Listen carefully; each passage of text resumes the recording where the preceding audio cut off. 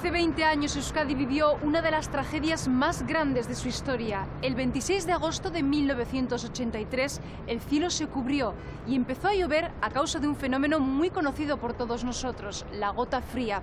En pocas horas se desbordaron los ríos y prácticamente todas las localidades quedaron totalmente anegadas. Las calles, las carreteras se convirtieron en mares de lodo.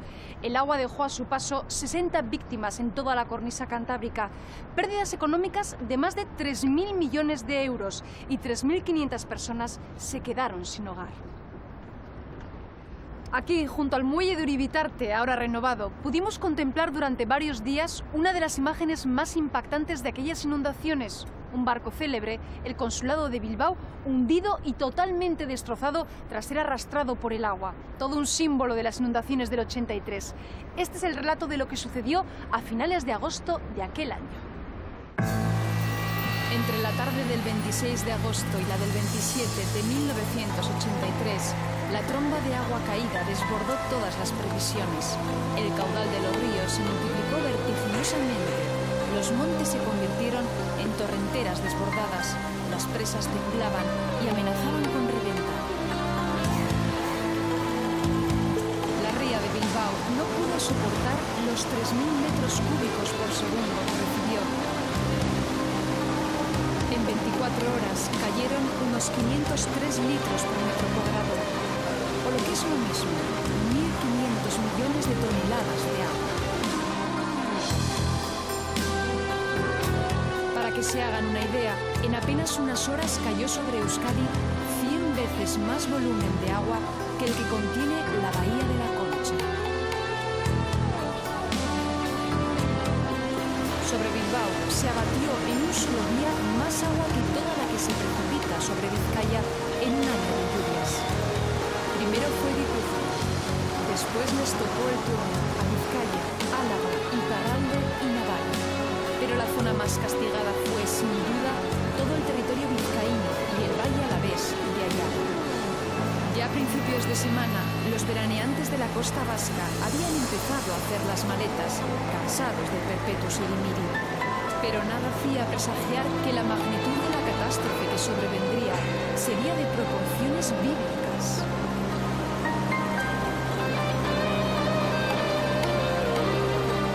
Aunque la burbuja de aire frío había sido detectada, todo sucedió de repente. En el 83 en Bilbao se dieron dos circunstancias que no son muy habituales. Por una parte es lo generalizada que fue la lluvia y la cantidad de tiempo que duró la lluvia. Fueron al final 3-4 días de precipitaciones bastante persistentes. Y por otra, al final, especialmente en los últimos días, el 25 y el 26, sobre todo la gran intensidad de la precipitación que cayó en los últimos chaparrones. Esa intensidad hizo que el Nervión se desbordara y que el agua que caía a gran velocidad de los montes provocara inundaciones a su paso. Según los expertos, fue una gota fría lo que provocó que lloviera tanto durante esos días.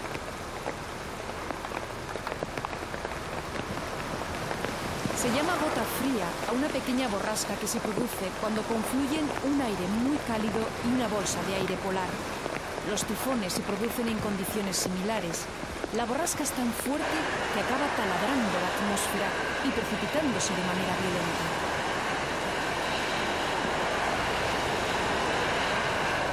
Paradójicamente, 1983 había sido el cuarto año más seco de los últimos 40 años. Pero los caprichos del clima hicieron que agosto trajera consigo la desgracia. Euskadi se inundó y Vizcaya se ahogó, tal y como había sucedido el año anterior en Levante y Cataluña.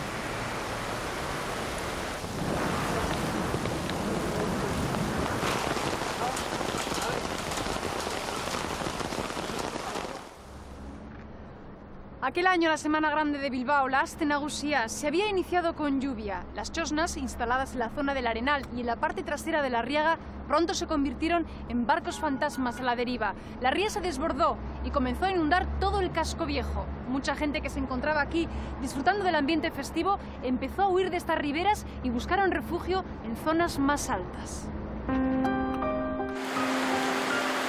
A las 4 de la madrugada estalló una tormenta aún mayor. El agua cubría ya 2 pisos del Teatro Arriaga. había inundado los sótanos del ayuntamiento. Arrastraba a velocidad de vértigo furgonetas, bidones, automóviles, animales muertos y todo lo que pillara por delante.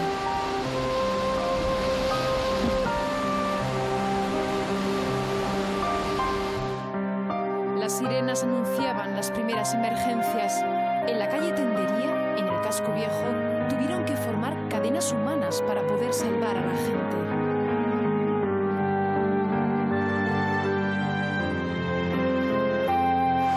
Las emisoras de radio que todavía podían emitir hacían un llamamiento urgente para que la población menos afectada colaborara en las tareas de rescate. Las amarras del barco Consulado de Bilbao se rompieron. El buque quedó a la deriva y pensaron que podría llegar a derribar el puente de Deusto, una conexión vital para la ciudad. Pero el consulado, en un golpe de fortuna, se hundió antes de llegar al puente de la Salve, a la altura del edificio Albia.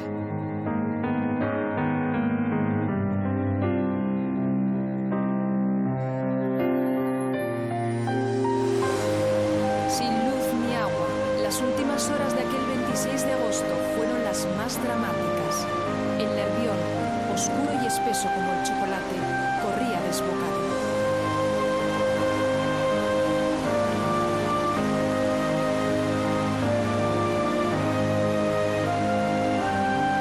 La gente se agolpaba en las riberas y en los puentes para contemplar incrédulos cómo el agua inundaba la estación de Abando o destrozaba el mercado de la ribera.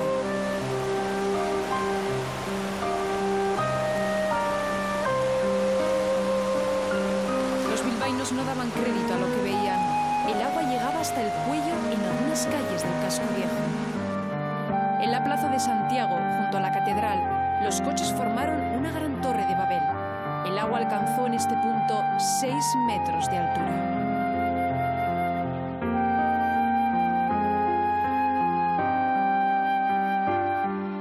De hecho, este es el lugar más bajo de todo el casco viejo. Está más o menos a nivel de la ría. Aquí las aguas alcanzaron también fuerza importante porque al confluir de varias calles de alrededor, aquí se organizó un espectacular remolino que llegó a montar sobre la fuente de pared que está aquí a nuestras espaldas, pues llegó a montar un coche no precisamente pequeño, porque si no recuerdo mal, creo que era un hermoso BMW o algo así, o un coche grande de eso, para que nos demos idea de la fuerza de las aguas. Las chosnas de la Astenagusía fueron lo primero que se tragó la ría. Con el miedo en el cuerpo, los vecinos de algunas calles colocaron colchones en las puertas de sus viviendas. En algunos puntos, el agua sobrepasó el primer piso.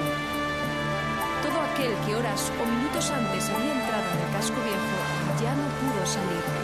Quedaron totalmente aislados, incomunicados, en una situación verdaderamente difícil. La gente que había acudido de otras poblaciones a fiestas de Bilbao no pudo regresar. Los padres que habían visto partir a sus hijos, al día siguiente descubrieron que no habían vuelto a casa. No tenían noticias de su paradero. Muchos fueron acogidos en casas del casco viejo, que abrieron sus puertas a desconocidos que no tenían dónde pasar la noche.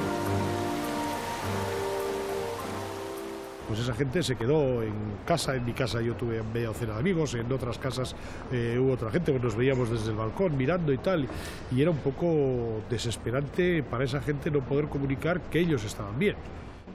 Estamos en el casco viejo, en la calle Jardines. Aquí la fuerza del agua derrumbó una casa entera. Fue la única vivienda que cayó. El resto aguantó. Sin embargo, ni un solo comercio se libró del empuje del agua.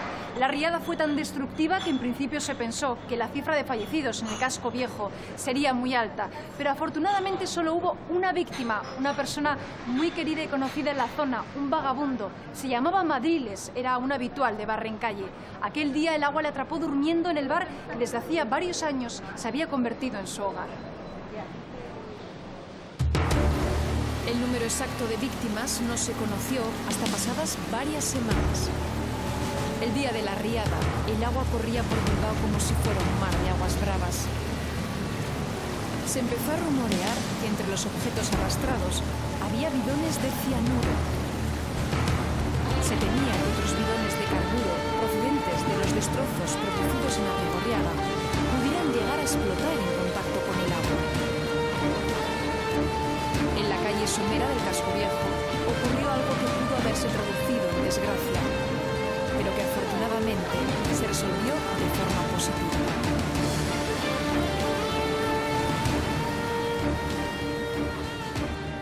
Al fondo de esta calle termina en una curva, como podemos comprobar. Esa curva quedó taponada por ramas, troncos, basuras, mobiliario, enseres varios, cuando de repente, tras chocar con la iglesia de San Antonio y probablemente con el mercado de Ribera, entró por esta calle una gran bombona de propano que nadie sabíamos si podía estar llena o podía estar vacía. Era una enorme bombona que fue navegando por toda la calle hasta tropezar con el montón de escombros que había en la curva y allí se quedó atascada, ¿no? No sabían si la bombona iba a estallar o si lo que contenía era peligroso o no. Un vecino, haciendo gala de un gran valor, cogió un palo y a golpes logró desatascar el tapón. La bombona siguió el curso de las aguas enfurecidas y con toda probabilidad navegó hasta el mar.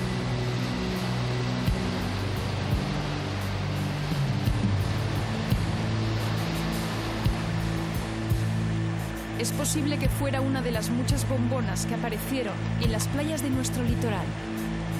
Playas como esta de Guecho amanecieron con aspecto más bien de campo de minas. En los arenales de nuestra costa se mezclaban animales muertos, frigoríficos y sustancias tóxicas, como los más de 100 bidones de cianuro que se recogieron.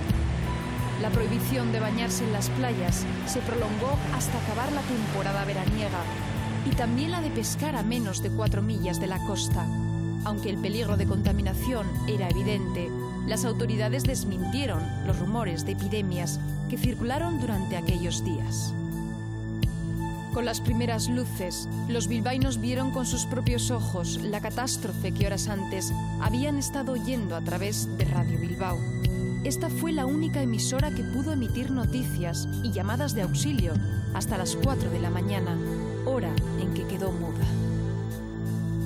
También hubo quien quiso aprovecharse de la situación y en los comercios desvencijados del Casco Viejo, algunos desalmados se dedicaron al pillaje. El recién restaurado Teatro Arriaga era una maraña de troncos, ramas y objetos destrozados. Las estructuras de las chosnas quedaron patas arriba. La marijaya quedó aplastada contra el kiosco del Arenal. Las fiestas habían terminado de repente.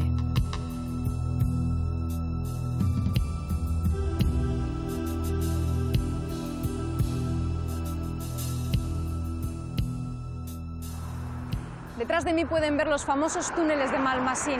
Fíjense qué altura tienen. Aquí el agua casi cubrió por completo la boca de estos túneles. La gente que circulaba en aquel momento por la autopista quedó atrapada y a muchos no les quedó más remedio que pasar la noche en sus vehículos. No había escapatoria. Para entonces, la carretera y los barrios más cercanos a la autopista estaban ya sumergidos bajo el agua. ¿Desde cuándo estáis atascados? Nosotros desde ayer, aproximadamente a mediodía ayer. ¿Y en este punto desde qué hora estáis? En este punto, pues aproximadamente desde las 10 de la noche. Y ahora son las 11 de la mañana. Son 13 horas las que llevamos aquí ya. La altura que alcanzó la riada en este punto fue espectacular. Estas imágenes son ya del día siguiente, el 27 de agosto, y fíjense hasta dónde llegaba el agua.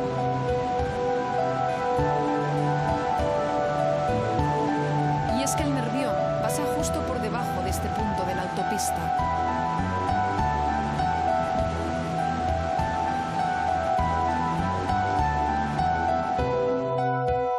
El barrio de La Peña fue uno de los más castigados. Los coches, arrastrados por el agua, se empotraron contra las casas y algunos edificios comenzaron a derrumbarse.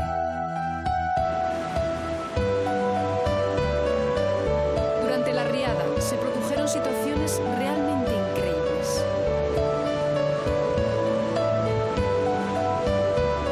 Un vecino de La Peña pasó toda la noche en la sacristía de una iglesia con el agua al cuello y milagrosamente milagrosamente sobrevivió. Y también hubo quien se pasó horas en el tejado de una fábrica a la espera de ser rescatado. Ese fue el caso de los hermanos Uriarte, propietarios de un antiguo taller situado en La Peña, justo al borde de la ría. Ahora su lugar lo ocupan estos bloques de viviendas. Y es que tras las riadas del 83, esta zona cambió por completo. La ría fue desplazada unos 50 metros y en su lugar se levanta ahora un hermoso parque que ha dado un nuevo aire al barrio.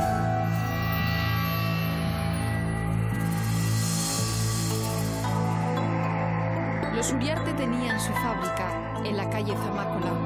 Aquí la vemos sepultada por el lobo.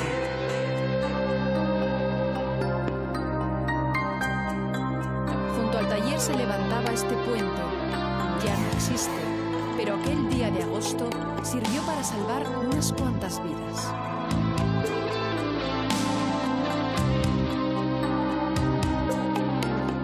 Aquella tarde Javier Uriarte, sus dos hermanos, el suegro de uno de ellos y un sobrino de 11 años, decidieron bajar al taller.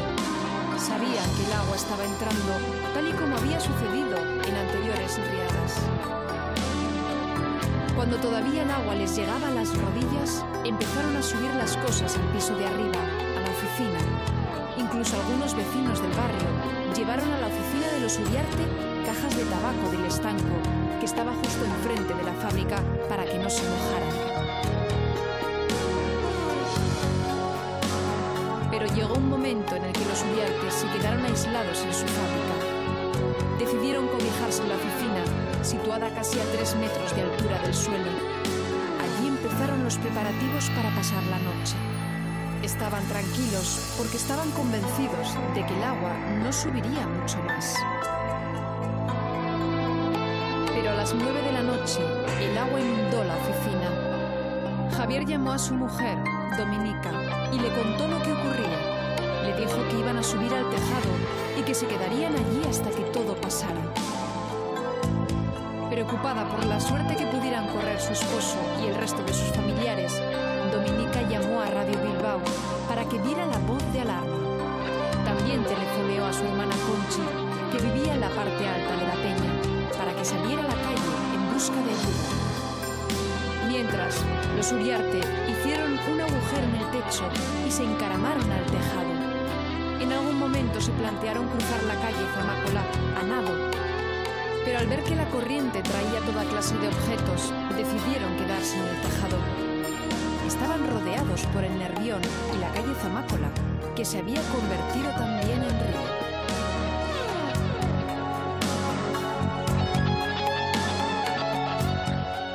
Esta fábrica era una fábrica antigua que decían que tenía unos 100 años, donde hubo una papelera, luego estuvo el Trefillería Barbier, y estábamos seguros de que nuestra fábrica no iba a llevar el agua.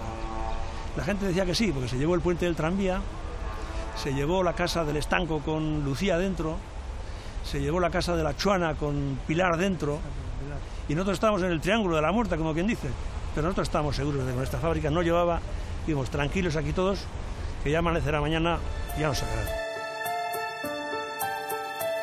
Conchi Aresti, la cuñada de Javier Uriarte, se dio cuenta de que el puente que discurría junto a la fábrica podría ser la salvación. El antiguo puente minero estaba abandonado y lo habían tapiado para que la gente no pasara. Conchi vio a unos jóvenes del barrio y les pidió ayuda. Un chaval le digo, chaval, mira, ayúdame, le dije, que me pasa esto. ¿Y él qué hizo? Llamó a los amigos. Y se montaron unos 5 o 6 eran, ¿no? Sí. 5 o 6 chavales que, bueno, hicieron todo y más hicieron. Intentaron echar el muro abajo, pero no lo consiguieron. Por fin, alguien trajo una enorme escalera y pudieron pasar al otro lado del muro. Una vez rebasado el gran obstáculo, pensaron que unas cuerdas bastarían para sacarlos del tejado. Amarrarnos la cuerda a la cintura y tirarnos al río Lacho este. Y claro, ellos sujetaban de arriba. O sea, hay un golpe ahí de 4 o 5 metros. No, aparte de eso, que venían bidones, venían cantidad de cosas por la ría. Yo calculo que una velocidad de 20 por hora te pega aquello y yo creo que nos hubiésemos muerto alguno. Algo que venía algo gordo, pegaba a los pilares, el puente temblaba. Temblaba el puente. Temblaba el puente. Era la puñeta aquella, era la... algún camión que vino también, pues nada, un poco serio, el tema era serio. Nadie sabía muy bien qué hacer. El puente del tranvía, que estaba a unos 50 metros de allí, se había derrumbado y temían que ocurriera algo parecido. Había que tomar una decisión cuanto antes. La escalera grande allá en la punta de allá no llegaba, porque el puente y el tejado no iban muy paralelos. Pero sí, en medio del Nervión sí que llegaba la escalera. Pero no quería venir nadie al Nervión, porque temblaba mucho el puente. Y hubo un chaval, un valiente, el hijo del negro, que dice: chaval, tú eres un valiente hombre, vete allí adelante y a ver la escalera. Vino adelante, echó la escalera y efectivamente llegaba, y además quedaba totalmente horizontal, el tejado con el puente, con las rodillas por los peldaños, agarrados con las manos en los costados, uno por uno salimos al puente, y allí terminó la historia. Una vez salvados, decidieron celebrar el feliz desenlace. Por eso, al año siguiente, todos, rescatadores y rescatados, se juntaron en torno a la comida. Los Uriarte, por su parte, también lo celebran. Lo llevan haciendo 20 años ininterrumpidamente. Cada 26 de agosto celebran que hace 2 décadas 4 de sus miembros se libraron por los pelos de morir ahogados. Mientras esto sucedía en La Peña, las cuencas altas de los ríos Nervión e Ibaizábal tampoco se libraban. Amorebieta, Miravalles, Arrigorriaga, Basauri. Echevarri y Galdácano fueron las poblaciones donde más víctimas mortales y mayores pérdidas económicas hubo. Estamos en el barrio Bengoetxe de Galdácano. Este es un barrio obrero formado por unas cuantas viviendas y sobre todo por polígonos industriales y fábricas como la de Coca-Cola, que está más o menos a 50 metros de donde nos encontramos. Esta fue la zona de Galdácano donde más estragos causó la riada, y no solo por los daños materiales. En esta localidad murieron 9 personas, 5 eran vecinos de aquí, de Bengoetxe. Es más, todos vivían en un mismo edificio, en una casa conocida en el barrio como Casa Fiscala, situada al pie de la Nacional 634. Estaba justo ahí enfrente, en el lugar que ahora ocupan esos 2 árboles. En la tarde del 26 de agosto, el río Nervión, que pasa justo por detrás de estos talleres, salió de su cauce e invadió la carretera. El agua anegó toda esta zona que vemos y ya a la noche sobrepasó la altura del primer piso.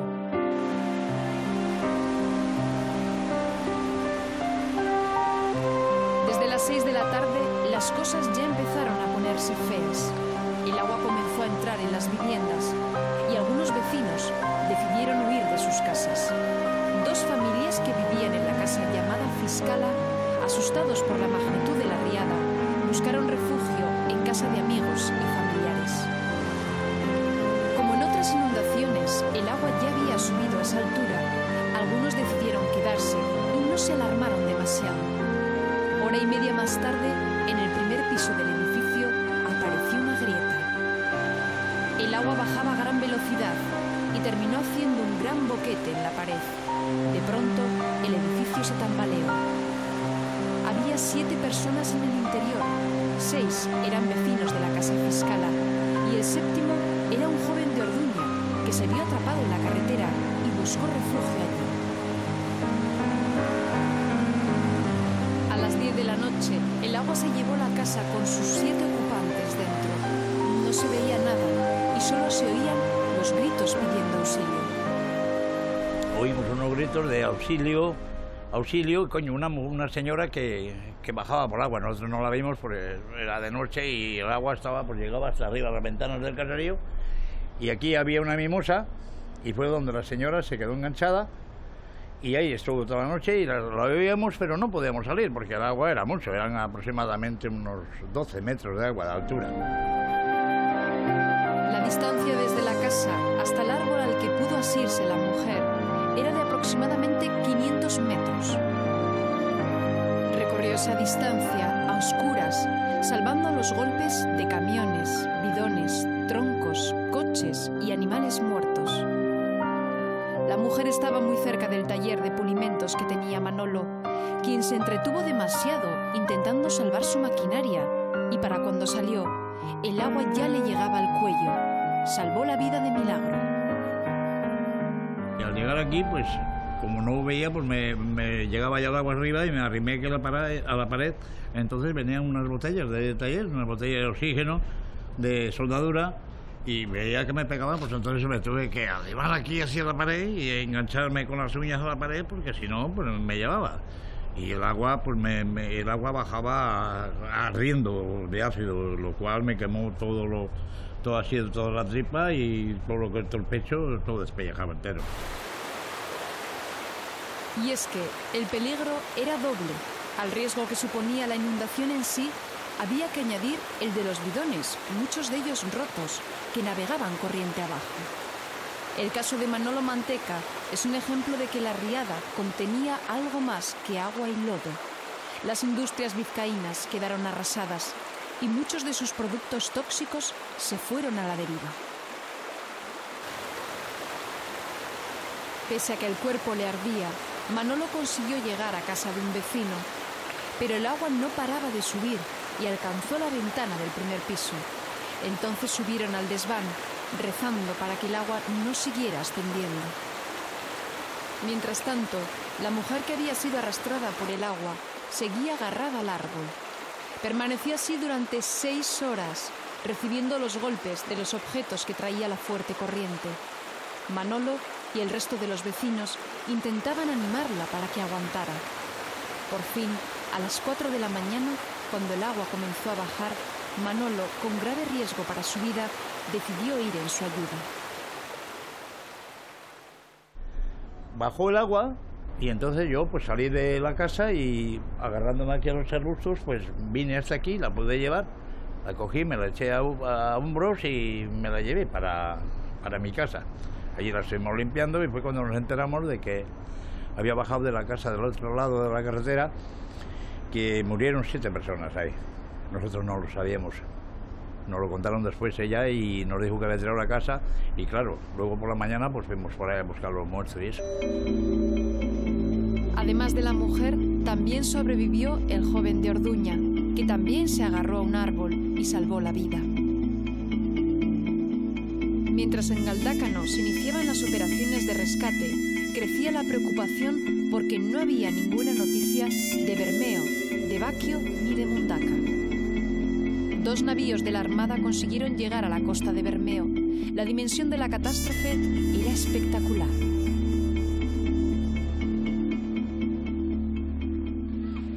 Este es el Casino de Bermeo, un edificio precioso construido en el año 1893 y orgullo de todos los bermeanos.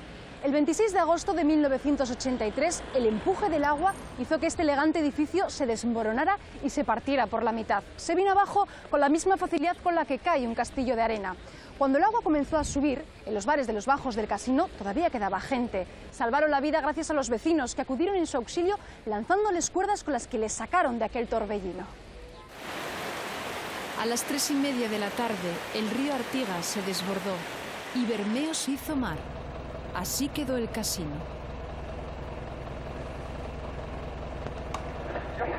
Sin luz, agua ni teléfono, los bermeanos solo podían contactar con el exterior gracias a la emisora de la Cruz Roja del Mar.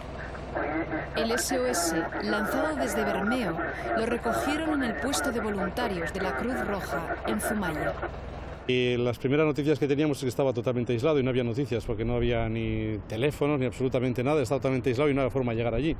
Y se nos ocurrió ir por mar en los barcos de rescate a la Cruz Roja. Entonces llegamos por la madrugada ya amaneciendo a Bermeo y era espectacular ver el casino hundido, cómo habían llegado todos los coches a desembarcar en las ramplas del puerto y estaban empotrados allí contra embarcaciones y todo, ¿no? Todos los lodazales que había arrastrado. Y lo espectacular es que no hubiera habido ningún tipo de víctima en esa situación. Y así fue. Milagrosamente, en Bermeo no murió nadie. Aunque eso no fue lo que se creyó al principio. La noticia que se extendió en un primer momento era que Bermeo corría grave peligro. Tanto que algunos medios de comunicación dijeron incluso que el pueblo había desaparecido. Los arranchales que se encontraban en alta mar, en plena costera del Bonito, recibieron por radio la noticia de que el agua se había tragado Bermeo. Alarmados, abandonaron apresuradamente sus tareas y regresaron a tierra.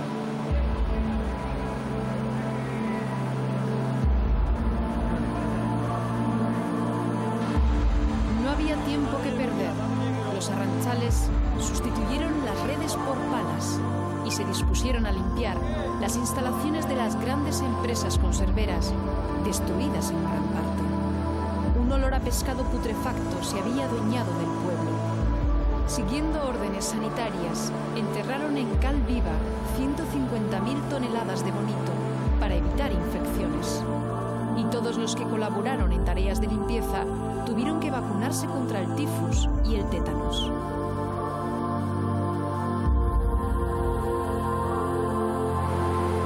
La confusión era total. Se decía que Bermeo estaba amenazada por las epidemias y también se dijo que los niños eran evacuados en barcos por temor a que contrajeran alguna enfermedad.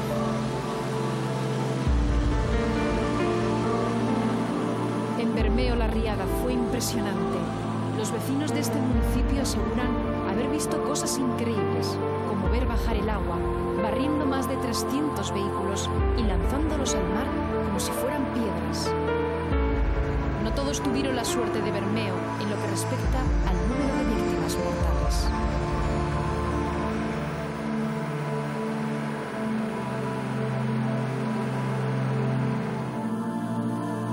En Echevarri, una madre vio cómo desaparecían entre las aguas 3 de sus 7 hijos.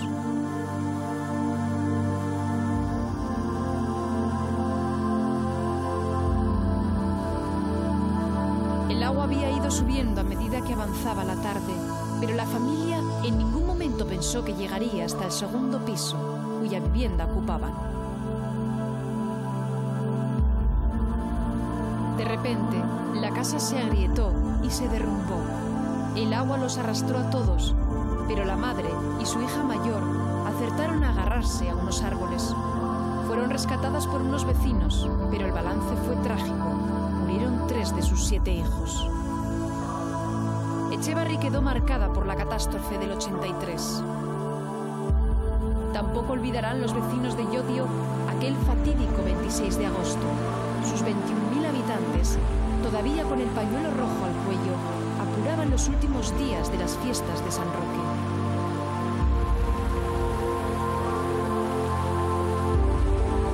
Ya desde la tarde se cortaron las comunicaciones telefónicas y 5 horas después ya no se podía ni entrar ni salir del pueblo. Las casas contiguas al río Nervión y todos los puentes de Llodio tuvieron que ser reconstruidos.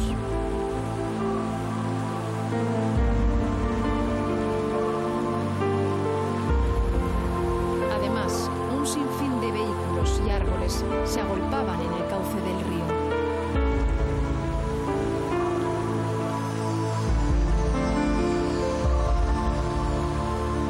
Pero poco antes de ser destruido, uno de esos puentes salvó la vida de Gentxa Belaustegui-Goitia, un vecino de Llodio que vive junto al Nervión.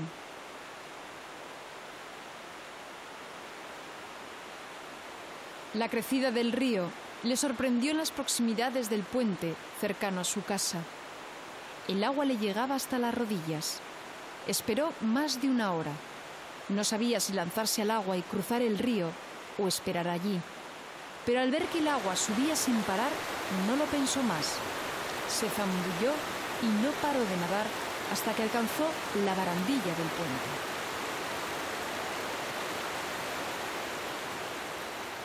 Puede pasar nadando por debajo del agua, sujeto a la barandilla, asomando la cabeza para respirar, intentando evitar los troncos de árboles frigoríficos, hasta coches pasaba.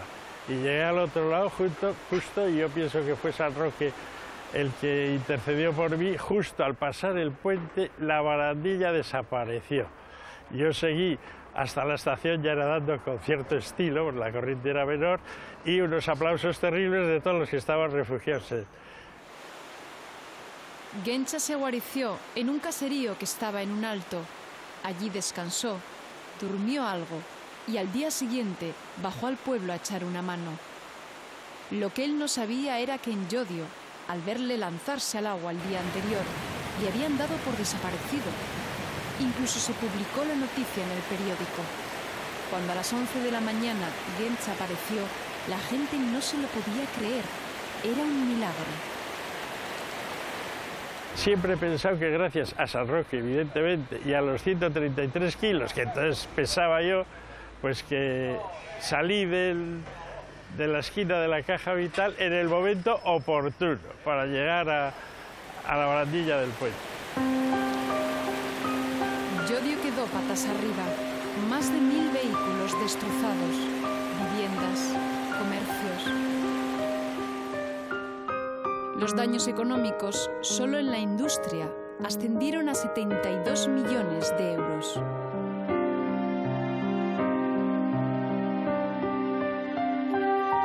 Otro de los símbolos de las riadas de agosto del 83 es el Peñascal. Este barrio bilbaíno quedó anegado, pero no de agua, sino de tierra y piedras.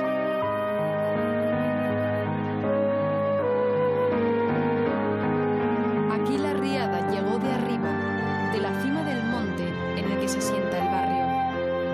En la ladera que está sobre el Peñascal se explotaba una cantera. En el 83 ya no funcionaba, pero en las diferentes terrazas todavía quedaban innumerables rocas, peñascos y escombros. Así que cuando el agua arrastró todo lo acumulado en la cantera, el Peñascal quedó sepultado por cientos de toneladas de lodo y piedras.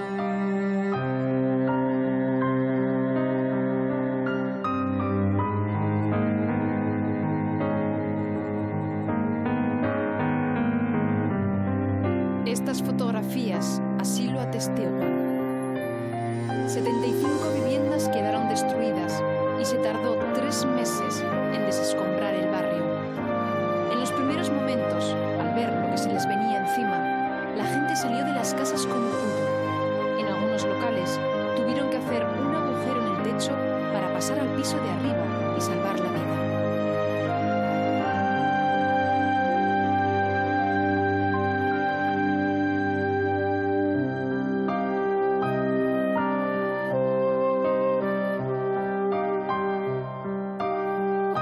En casi todas las localidades faltaban los víveres. El pan, el agua embotellada y las medicinas llegaban en camiones y helicópteros. Una barra de pan y 1 litro de agua por persona. Eso era lo establecido. Durante varios días, hacer cola se convirtió en algo habitual. En los jesuitas ahí había, no sé, como un almacén de comida, entonces ahí iban repartiendo, pues una gente voluntarios todos, pues iban repartiendo botellas de leche, botellas de agua, y ellos son los que sabían más o menos dónde había las necesidades.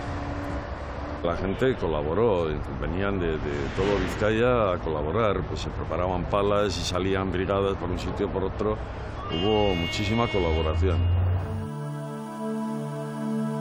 La Armada trasladó por mar alimentos y antibióticos. 2 destructores llegaban desde Santander y descargaban las provisiones en el muelle de Abando. Por carretera, la comunicación era imposible. Moverse de un lugar a otro era una auténtica aventura.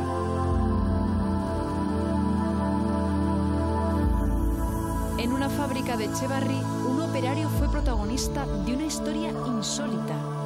La riada sorprendió a este trabajador en el interior de la fábrica. Cuando vio que el agua llegaba hasta el techo, el hombre se encaramó a una de las escaleras laterales y subió al tejado. Pasaron 48 horas hasta que pudo ser rescatado. Pero el destino quiso que le llegara flotando una lata grande de colacao, procedente de algún comercio cercano. Cuando fue rescatado, el hombre confesó que gracias al colacao no pasó hambre, aunque eso sí, prometió no volver a probarlo porque se lo tuvo que comer a palo seco. En esos días de finales de agosto, infinidad de viajeros que volvían a sus países de origen quedaron atrapados en Euskadi, en los trenes y autobuses en los que viajaban. Muchos fueron alojados en gimnasios, colegios e iglesias. Estas que vemos son las tiendas de campaña que el ejército instaló en el antiguo campo de fútbol de Garellano, en Bilbao, para dar cobijo a los trabajadores marroquíes que volvían a su lugar de residencia en Europa. Algunas mujeres que estaban a punto de dar a luz fueron trasladadas en helicóptero a los centros sanitarios poder ser atendidas en el momento del parto. Euskadi fue declarada zona catastrófica. Estamos en Igueldo. Aquí mismo, muy cerquita, está el centro meteorológico que recoge y mide las incidencias del tiempo. El 25 de agosto, entre las 3 menos cuarto y 3 y cuarto de la madrugada, se recogieron 25 litros por metro cuadrado. Eran cifras elevadas, pero todavía estaban muy lejos de los 252 litros por metro cuadrado que se recogerían unas horas después en el observatorio de Sondica. La tormenta que causó las graves inundaciones del 83 penetró por aquí, por el litoral guipuzcoano. Si en San Sebastián las cifras de precipitaciones eran elevadas, en otros puntos eran mucho mayores. En Aránzazu se registraron 117 litros y el récord lo batió Mendaro, con 160 litros por metro cuadrado. La tromba que cayó en Guipúzcoa no fue más que el preludio de lo que descargaría horas más tarde en Vizcaya. El Urumea, el Deva, el Oria y el Urola se desbordaron de inmediato. Tolosa, Cizurquil, Andoain, Hernani, Cestona, Azpeitia, Mendaro, Elgoibar y Eibar se inundaron en cuestión de minutos ante los ojos incrédulos de sus habitantes. A mediodía, la situación en la provincia era catastrófica. Los desprendimientos bloquearon la Nacional 1 y la 634. El tráfico se paralizó. El agua lo invadió todo. El lehendakari Carlos Garaycoechea, de vacaciones en Zarauz, asumió de inmediato la coordinación de las labores de auxilio. Aunque la situación era caótica, las emisoras de radio no cesaban de hacer llamamientos para que la gente mantuviera la calma. Guipúzcoa estaba aislada.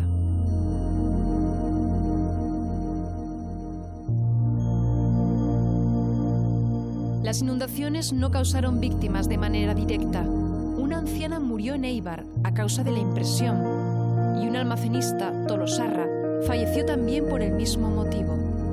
Pero los daños económicos fueron gigantescos. En el comercio y en la industria, las pérdidas ascendieron a más de 210 millones de euros.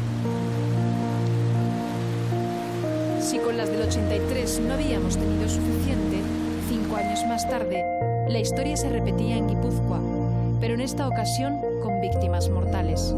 Las inundaciones del 19 de julio de 1988 dejaron el triste balance de 16 personas fallecidas. La peor parte se la llevaron Amurrio y Llodio en Álava y la cuenca del Bajo Deva en Guipúzcoa. El agua demostró todo su poder en Zumárraga, Vergara o Eibar, aunque no tanto como en el Elgoibar, donde las inundaciones se cobraron la vida de 7 personas. Para que se hagan una idea, el cadáver de una religiosa fallecida en el Elgoibar apareció frente a la costa de Deva 5 millas mar adentro. Comenzó a llover sobre las 7 de la tarde. Lo hizo con tanta intensidad y de forma tan súbita que en hora y media el Elgoibar ya se había inundado. A algunos la tromba les pilló en la carretera, dentro del coche. En este lugar de la Nacional 634, el agua que venía del monte irrumpió con tanta violencia que lanzó varios coches al río, con sus ocupantes dentro. Pero la tragedia no había hecho más que comenzar. El río San Lorenzo, un pequeño riachuelo que recoge el agua de ese valle, estaba rebosante. Para empeorar aún más la situación, se formó un gran tapón. Un puente, un caserío y toda la maleza que transportaba el río agravaron el desastre. Aunque parezca mentira, aquí detrás mío había un caserío en el verano del 88, el caserío Unasti, y como consecuencia de las inundaciones del 19 de julio, prácticamente vino, como quien dice, el monte abajo, y junto con tierra, barro y árboles se hizo un tapón en este puente, y como consecuencia de eso se reventó el caserío. Cuando el caserío estalló, los millones de litros de agua y lodo que retenía arrasaron todo lo que encontraron a su paso. Derribó casas, arrastró coches y se llevó por delante a una madre y sus 2 hijas. Los cuerpos de la madre y una de las hijas aparecieron al día siguiente 300 metros río abajo, entre las máquinas de un taller. El cuerpo de la otra niña apareció días más tarde en Guetaria. Del caserío Unaste solo quedó en pie esta pared, con un crucifijo en ella. Y los elgoibarreses no pudieron evitar ciertos comentarios sobre esta salvación divina de la pared con el crucifijo.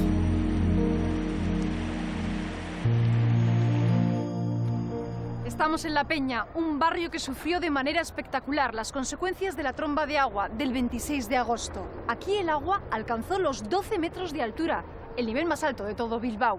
El aspecto que tiene ahora este barrio nada tiene que ver con el de entonces. La ría llegaba hasta allí, muy cerquita de las casas. Este parque se colocó después de las inundaciones del 83 para que sirviera de contención en futuras riadas. Y es que las inundaciones son fenómenos recurrentes que terminan por afectar a los mismos lugares de manera cíclica. En febrero de 2003, la Ribera Navarra se enfrentó a una de las 3 mayores riadas de su historia. El Ebro recibió millones de litros de agua de sus 3 principales afluentes, el Arga, el Ega y el Aragón, y se desbordó por encima de los 7,5 metros a la altura de Castejón. El agua cortó la principal vía de comunicación entre Pamplona y Madrid. Al día siguiente le tocó el turno a Tudela. En el casco antiguo de la ciudad, las chalupas y lanchas neumáticas transitaban al estilo veneciano, con más de 1 metro de agua por las calles. Solo los más ancianos del lugar recordaban escenas como estas. Y por si fuera poco, a finales de febrero, el río Ega sufrió una espectacular subida en apenas 24 horas, a su paso por la comarca de Estella. El casco urbano de Estella presentaba un aspecto similar al de Tudela unas semanas atrás. Las mayores inundaciones que ha sufrido la Ribera Navarra se remontan a los años 1961 y 80. En aquellas 2 avenidas, el Ebro no subió tanto como esta última, pero causó mayores problemas porque el río estaba todavía sin canalizar. En la zona de Donostia, además de la del 83, hay otras 2 fechas marcadas por el agua. Una es la del 23 de junio de 1992. Ese día el agua anegó las calles donostiarras. La fuerza de la lluvia produjo corrimientos de tierra e incluso intervinieron buceadores para sacar a personas atrapadas en bajos. El agua llegó a alcanzar los 3 metros de altura. Aquel día, la estación meteorológica de Ategorrieta midió 140 litros por metro cuadrado.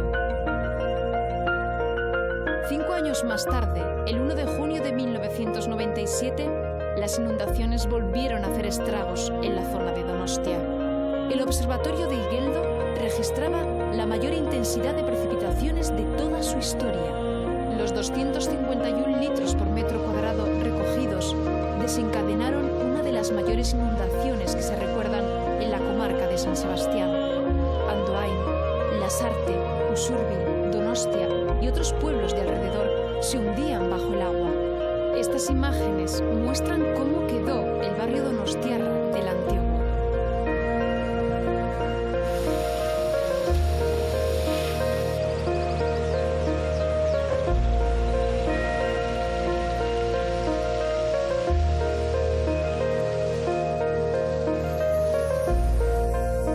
Las referencias sobre inundaciones son antiguas.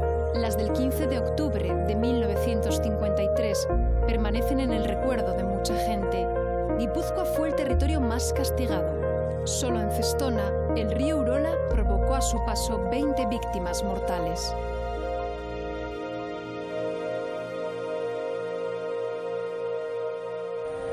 En Bilbao se han contabilizado hasta hoy 39 inundaciones de carácter catastrófico. La más remota, de la que se tiene constancia, data del año 1403. Esa avenida motivó la construcción del primer muelle frente a la plaza del mercado. Pero la más violenta ocurrió en el año 1593. El 21 de septiembre de aquel año cayó sobre Bilbao un torrente de agua que la gente de entonces no dudó en de diluvio. Murieron 20 personas. Más de 3.000 treparon por las campas buscando refugio en la Basílica de Begoña. Allí arriba pasaron la noche y cuando bajaron a la mañana siguiente, el espectáculo que se encontraron era sobrecogedor. Los barcos y galeones que estaban atracados en la ría rompieron sus amarras y penetraron por las calles del casco viejo, arrancando los balcones de las casas con sus mástiles. Un buque de 60 toneladas navegó a la deriva por las calles del viejo Bilbao. Llegó incluso hasta las puertas de la Catedral de Santiago, que por aquel entonces era el centro de la villa.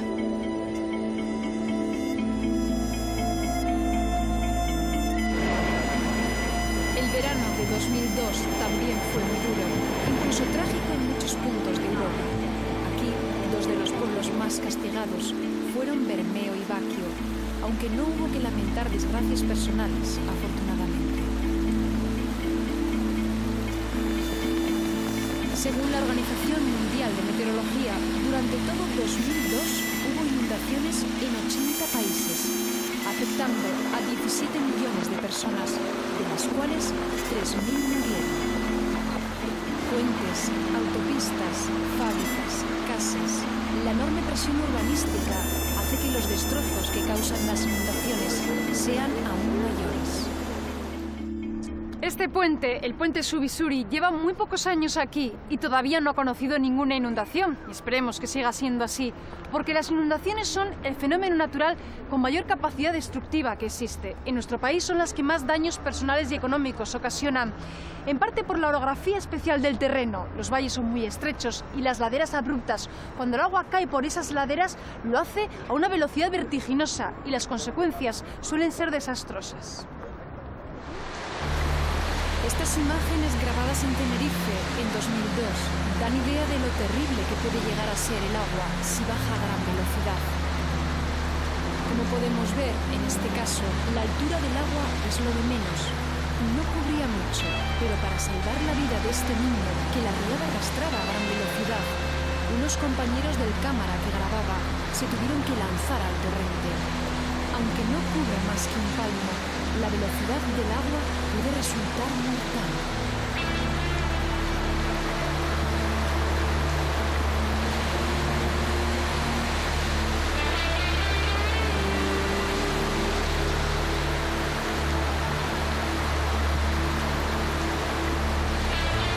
Cuando se construyen núcleos urbanos en las laderas y en el fondo de valles profundos, ocurren fenómenos como el que acabamos de ver. En casos como este, los valles se convierten en peligrosos embudos. El control de las crecidas está estrechamente ligado al uso que se hace del terreno. Zonas que durante siglos han sido anegadas por el agua están ahora urbanizadas y colonizadas por el ser humano. La misma lluvia, en las mismas condiciones, hace 40 años y hoy, no origina las mismas consecuencias. Lo cual ya nos indica que cuando esto ocurre hoy, hablar de que era un no sé qué, que no se esperaba o tal, que es algo natural, y dices, perdón, esto ha ocurrido antes y las consecuencias eran otras, ¿no? Entonces, ¿qué ocurre? Yo pienso que no es tanto que esté cambiando el clima, que eso es discutible y que no es el motivo ahora, pero lo que yo creo que es menos discutible es que lo que ha cambiado es el respeto que las diferentes sociedades tienen respecto a los fenómenos de la naturaleza y en concreto a lo que son los ríos, ¿no? Y es que desde hace siglos se sabe que los cauces de los ríos también tienen sus puntos negros, es decir, lugares próximos a la corriente que históricamente se han inundado cada cierto tiempo. De hecho, lo que nosotros llamamos coloquialmente vega, técnicamente se denomina llanura de inundación.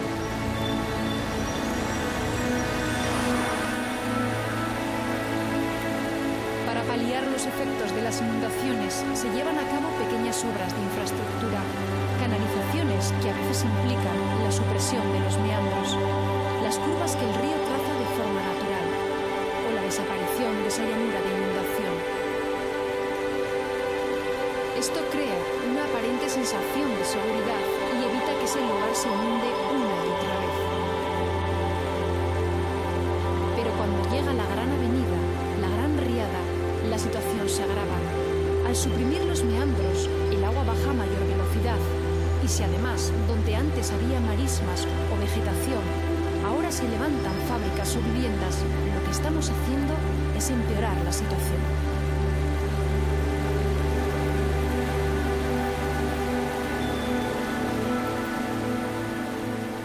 Hoy en día el problema no es que se moje el edificio, sino es que se caiga, que se tumba, que haya muertos y que entonces las pérdidas económicas se disparan. Y es que yo creo que en la visión actual de la ordenación del territorio, eso que también se dice tan fácil y queda tan bien, yo creo que dominan otros intereses de tipo especulación de la tierra sobre todo lo demás, y eso hace que hoy en día haya quien considere que los ríos molestan allá donde están.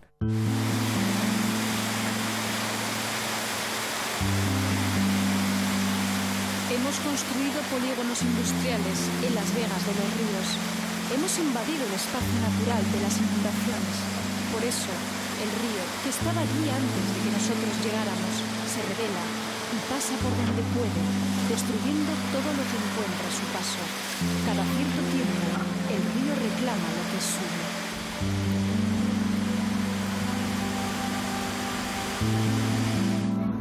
Euskadi sufrió la ruina y la desolación hace 20 años. Carreteras, fábricas, miles de viviendas destrozadas, pérdidas humanas irrecuperables. Tras las inundaciones vino la evaluación de los daños y la negociación con las compañías de seguros. La solidaridad de miles de voluntarios que se echaron a la calle a limpiar compensó en parte la tragedia. Y como siempre, tras las grandes desgracias surgió con fuerza una moral de reconstrucción. Se tardó años en levantar lo que el agua destrozó en unas pocas horas. Hoy, 20 años después, todo indica que la tragedia está superada. La ría fluye tranquila. Sin embargo, la naturaleza puede ser tan bella como destructiva y a veces parece que se nos olvida.